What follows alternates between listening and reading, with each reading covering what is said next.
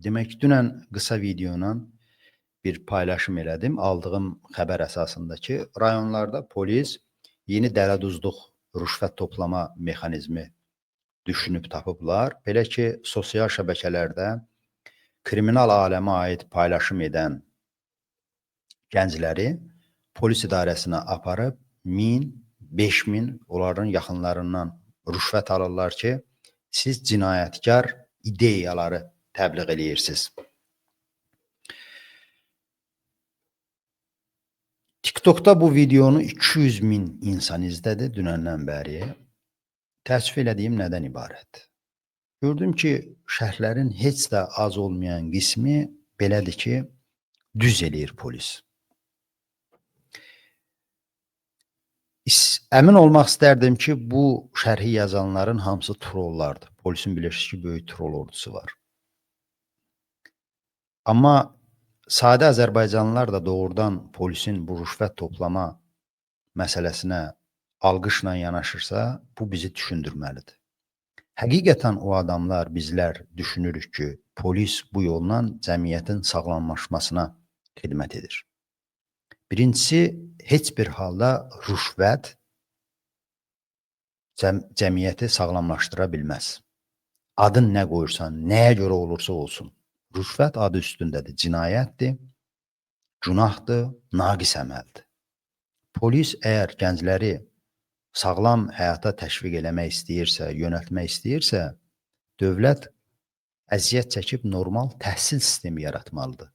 Gənclərin əylənməsi üçün, özünün inkişafı üçün şəraitlər yaratmalıdır.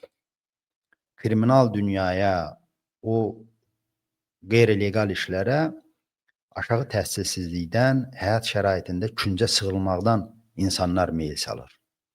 Və doğru, polisin bu əməlin doğru sayırsınızsa ki, cinayətkar ideyaların təbliği cəzalandırılmalıdır.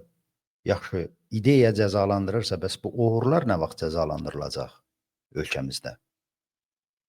Büdcəni oğurlayanlar, qazilərin pulunu oğurlayanlar, uşaqların pulunu oğurlayanlar nə vaxt cəzalandırılacaq? Bunlar hamısı yüksək kürsülər tutub. İlham Əliyevin uğurluğu beynəlxalq səviyyədə ifşa olub. Azərbaycan illərdir ki, beynəlxalq hesabatlarda korrupsiyanın səviyyəsinə görə ön yerlərdə gedir. Korrupsiya nədir? Uğurluqdur da. Bunun sadə Azərbaycan dilində ifadəsi uğurluqdur. Başqasının əmlakın, haqqın uğurlamaq. Demək, uğurlu ideyasını təbliğ eləmək cinayətdir. Amma uğurluq özü təqdir olunasıdır da. Uğurların yaxasından medal asırlar, mandat qoyurlar ciblərinə və büdcədən də nə qədər onların mənasız fəaliyyətləri üçün pul verilir. Ona görə polisin bu əməlin alqışlayanda biraz dərindən fikirləşək. Polis heç də gənclərin tərbiyəsinin qayğısına qalmır, valideynlərin qayğısına qalmır ki, onlar pis yola düşsün.